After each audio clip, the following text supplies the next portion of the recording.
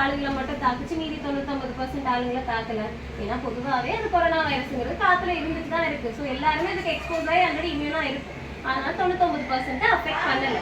1% ஆளுங்களை மட்டும்தான் வீக்கா இருக்கிறவங்களை மட்டும்தான் அஃபெக்ட் பண்ணுச்சு. அப்படிதான் ஜெனரலி வைரஸஸ் எப்பவுமே உடம்புல நம்மளை சுத்தி எல்லா இடத்துலயும் வைரஸஸ்ங்கிறது வெரி காமன்லி இருக்கும். அதனால ஒரு சளியோ காய்ச்சலோ வந்துச்சுன்னா கோவிடுக்கு என்ன பண்ணீங்க? பாராசிட்டமால் மட்டும் தானே எடுக்க சொன்னாங்க. அதே தான். ஸோ நீங்க காய்ச்சல் சரியாத வரைக்கும் பாராசிட்டமாலும் சளிக்குள்ள மருந்தும் எடுத்தால் போதும். சளிக்கு மருந்து அகைன் சளி நல்லா ஃப்ரீயா போயிட்டு இருக்குன்னா மருந்து அவசியம் கிடையாது. இப்போ என்ன பண்ணணும்? சளியை வெளியே வர வைக்கிறதுக்கு வீட்டில் ஹோம் ரெமெடிஸா கற்பூரவல்லி இலை சாப்பிட சொல்லுங்க, துளசி இலை சாப்பிட சொல்லலாம். கொஞ்சம் ஹனி வித் ஜிஞ்சர் வந்து வார்ம் வாட்டர்ல மிக்ஸ் பண்ணி காலையில மதியம் நைட் 3 வேளை. ஹனி வந்து 1 இயர்க்கு மேல தான் கொடுக்கணும். ஸோ அந்த ஏஜ் குரூப்ல இருக்க குழந்தைங்களுக்கு கொடுக்க சொல்லுங்க. ஃபீவருக்கு பாராசிட்டமால் கொடுக்க சொல்லுங்க. டெபிட் ஸ்பாஞ்சிங் பண்ண சொல்லுங்க. அதாவது டெம்பரேச்சர் பாராசிட்டமால் கொடுத்தும் கண்ட்ரோல் ஆகலைன்னா வெந்நீர்ல வந்து ஒத்தடம் கொடுத்து டெம்பரேச்சரை செட்டில் டவுன் பண்ணுங்க. இதெல்லாம் விட ரொம்ப முக்கியம், நம்ம சொன்ன மாதிரி ஃபீவரோட ஃபிட்ஸ் வந்துச்சுன்னா அடுத்து என்ன பண்றது? வந்துடக்கூடாது. ஸோ டெம்பரேச்சர் கண்ட்ரோல்ல வைக்கணும். இப்போ அவங்களுக்கு டீஹைட்ரேஷன் ஆகாம பார்த்துக்கோங்க. உடம்புல நீர்ச்சத்து அதிகமா இருக்கு, நம்ம ஆக்டிவா இருக்கும், குழந்தை நல்லா இருக்காங்கன்னா நம்ம அந்த உடம்பே அந்த கிருமியை வெளியே அனுப்பிடும். அது ஆட்டோமேட்டிக்கா சரியாயிடும். ப்ரொவைடட் அது வைரஸா இருந்தா. இது வைரஸுக்கு பொருந்தும். வைரஸா இல்லாம வேற நிறைய ஜெர்ம்ஸ் இருக்கு, பாக்டீரியா இருக்கு, வேற ஃபங்கஸ் இருக்கு. இதெல்லாம் நம்ம உடம்புல உள்ள போச்சுன்னா அதை நம்மளால மருந்து இல்லாம வெளியே தள்ள முடியாது. அப்போதான் மருந்து தேவை.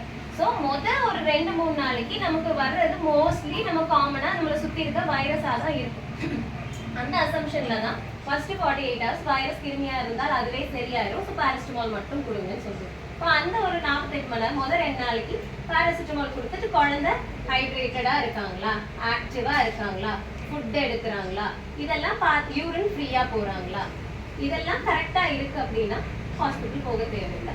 நம்ம சொன்ன மாதிரி ஹோம் ரெமெடிஸ் மட்டும் எடுத்தால் போதும். அதுக்கு மேல ப்ராப்ளம் இருக்குனாலோ இல்ல வேற சில டேஞ்சர் சைன்ஸ் எல்லாம் வருதுனாலோ அப்போ உடனே ஹாஸ்பிட்டல் சென்ட் பண்ணும். ஸோ இப்போ காய்ச்சல் சளி இருமலை பொறுத்த வரைக்கும் டேஞ்சர் சைன்ஸ் என்னெல்லாம்? குழந்தை ஆக்டிவிட்டி டவுன் ஆகுது, சாப்பாடு எடுக்க முடியல, எடுக்கிறதெல்லாம் வாமிட் அவுட் பண்றாங்க, மூச்சு நார்மலா விட மாட்டேங்கிறாங்க, ஃபாஸ்டா ப்ரீத் பண்றாங்க, இதா அப்நார்மல் சவுண்ட்ஸ் வெளியே கேட்குது, நெஞ்சு உள்ள போகுது, இதுல ஏதாவது வித்தியாசம் இருந்ததுன்னா உடனே அனுப்பணும். ஸோ இந்த ஃபாஸ்ட் ப்ரீத்திங்கிறது அகைன் என்ன ரேட் இருக்கணும்? பிறந்த குழந்தைக்கு 60க்கு மேல இருக்கணும். அதுக்கு மேல 1 இயர்க்கு கீழே உள்ள குழந்தைங்களுக்கு 50க்கு மேல இருந்தா அப்நார்மல், 1 இயர்க்கு மேல உள்ள குழந்தைங்களுக்கு 40க்கு மேல இருந்தா அப்நார்மல். ஸோ இந்த ரேட்டு நீங்க கவுண்ட் பண்ணி பாருங்க. மற்றபடி நான் சொன்ன மற்ற சயின்ஸ்ல ஏதாவது ஒன்று இருக்குன்னா உடனே கண்டிப்பா ஹாஸ்பிட்டல் போகணும்.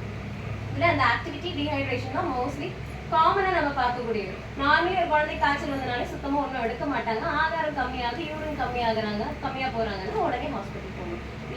இது சளி இருமல் காய்ச்சல் இருந்துச்சுன்னா. இதை தவிர அடுத்து வாமிட்டிங் லூஸ் மோஷன் இருந்தாலும் என்ன பண்ணுவீங்க?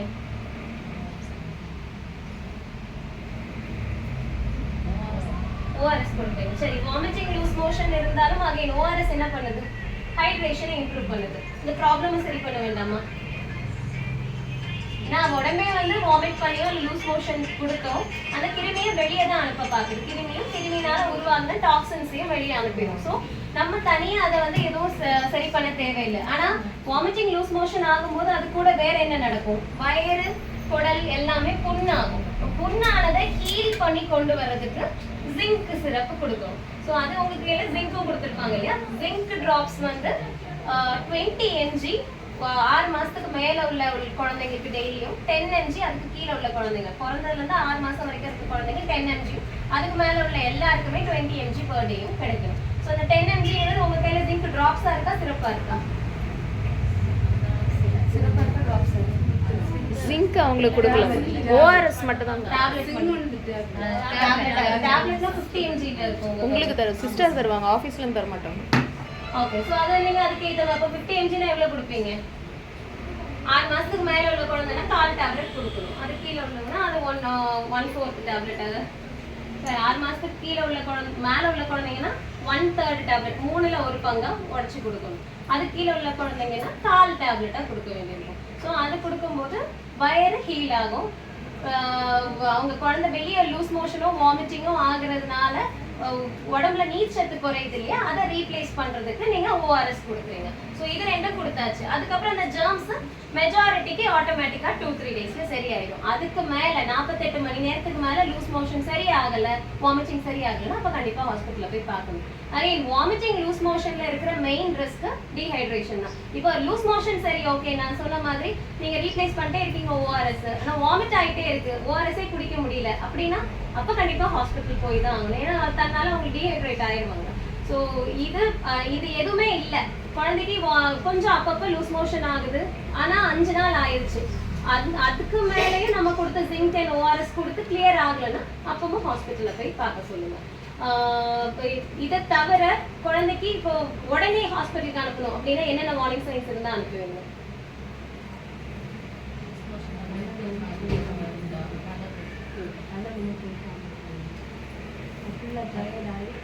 குழந்தை ரொம்ப டயர்டா இருக்காங்க, டயர்ட் ஆகுறதுக்கு என்னென்ன சைன்ஸ் பாப்பீங்க?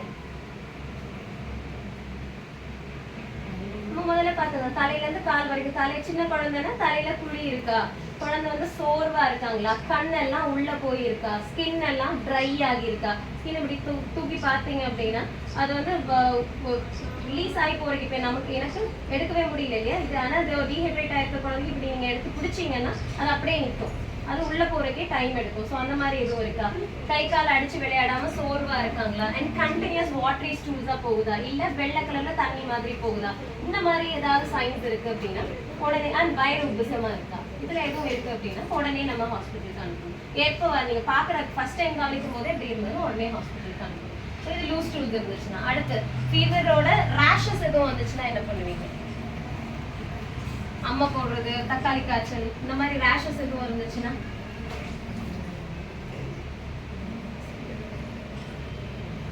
Hospital. Okay. So generally fever கூட இப்போ தக்காளி காய்ச்சலுக்கு என்ன ட்ரியா? தக்காளி காய்ச்சல்ன்றது வைரஸ் கிருமியா பாக்டீரியாவா? வைரஸ். ஸோ சிக்கன் பாக்ஸ் இருக்கிறது வைரஸ். நீங்கள் ஹாஸ்பிட்டல் போனீங்கனாலும் அது இது எப்படி ப்ரோக்ரஸ் ஆகும், எப்படி சரியாகுங்கிறது தான் நம்ம சொல்லி அனுப்ப போகிறோம். ஸோ ஒரு வைரஸ் கிருமி அது உங்க உடம்புக்குள்ள வருது அப்படின்னா அதுவே அதோட கோர்ஸை கம்ப்ளீட் பண்ணி அதுவே வெளியே போயிடும். உங்க உடம்பு ஹெல்த்தியா இருந்துச்சுன்னா அதுவே வெளியே அனுப்பிடும். ஸோ ஜென்ரலி எந்த ஒரு ஃபீவர் வித் ரேஷ்னு வருதுனாலும், ஃபீவர் அது கூட வந்து உடம்புல ஏதாவது ரேஷோட வராங்கனாலும் முதல்ல ஒரு 3-4 நாளைக்கு ஃபீவர் இருக்கும், அதுக்கப்புறம் அந்த ரேஷஸ் வர ஆரம்பிக்கும். சிக்கன் பாக்ஸ்னாலும் ரேஷஸ் 10 நாள் இருந்து அதுவே கிளியர் ஆயிடும். இப்போ இதுக்கு இடையில நம்ம பாடி அதை தாங்குற அளவுக்கு ஸ்ட்ராங்கா இருக்கணும். ஸோ அதுக்கு ஏற்ற அளவுக்கு ஃபுட் எடுக்கணும், ஹைட்ரேட் பண்ணணும். இது ரெண்டையும் நம்ம கரெக்டா பண்றோம் அப்படின்னாலே ஆட்டோமேட்டிக்கா அந்த கிருமி உடம்புல இருந்து வெளியே போயிடும். ஆனால் அம்மைங்கிறது ஈஸிலி கண்டேஜியஸ், எல்லாருக்குமே டக்குன்னு ஸ்ப்ரெட் ஆகக்கூடியது. ஸோ மற்றவங்களுக்கு கண்டாமினேட் ஆகாத மாதிரி அவங்கள ஐசோலேட் பண்ணணும். ஐசோலேட் பண்ணி நீங்க இந்த வேப்பிலை எல்லாம் ரூம்ல வைக்கிறது இதெல்லாம் அதுக்காக தான், ஐசோலேட் பண்றதுக்காகவும். வேப்பிலையே ஆன்டி பாக்டீரியல் ப்ராப்பர்ட்டி இருக்கு. ஸோ அது அந்த ரேஷை ஈஸியா ஹீல் பண்ணும். இது சிக்கன் பாக்ஸுக்கு மட்டும் இல்லை, தக்காளி காய்ச்சல்னாலும் சரி, மண்ணன்னாலும் சரி, எந்த ரேஷஸ்க்குமே இது பொருந்தும். ஸோ எந்த rashes வருதுனாலும் fever first 3 to 4 days வரும், அதுக்கப்புறம் ஒரு 4 to 7 days மீசல்ஸ் மண்ணன்னா 4 to 7 days ரேஷஸ் இருக்கும், அதுக்கப்புறம் தன்னால மாறிடும். இதில் நம்ம காமனா பண்ண வேண்டியது பேஷண்ட் அந்த குழந்தைய ஐசோலேட் பண்ணுங்க, ஹைட்ரேட் பண்ணுங்க, நல்லா நீர் ஆகாரம் நிறைய கொடுத்துக்கோங்க, ஃபுட்டு கரெக்டாக கொடுங்க. குழந்தை எனி டைம் ஆக்டிவிட்டி டல் ஆகுது, ரேஷஸ் கூட புதுசாக வேற ஏதாவது சிம்டம்ஸ் வருதுன்னா உடனே ஹாஸ்பிட்டல் போகணும். இருமலோ சளியோ லூஸ் மோஷனோ வேற எந்த சிம்டம்ஸ் வந்துச்சுனாலும் உடனே ஹாஸ்பிட்டல் போகணும். இவ்வளவும் நமக்கு கரெக்டாக தெரிஞ்சிருக்கணும். சரி, இது இப்போ ஒரு குழந்தை சிக்கா இருக்காங்கன்னா இந்த மாதிரி கண்டிஷன்ஸ் தான் மேக்ஸிமம் நீங்க பாப்பீங்க இல்லையா? ஸோ இந்த பேஷண்ட்ஸ் எல்லாம் ரெஃபர் பண்ண வேண்டியது. இதை தவிர நார்மலி ஒரு குழந்தை ஜென்ரலி நீங்க எங்கெல்லாம் டீல் பண்ணுவீங்க? வேக்சினேஷனுக்கு வர பேபிஸ். ஸோ வேக்சின் எப்பெல்லாம் போடுவீங்க?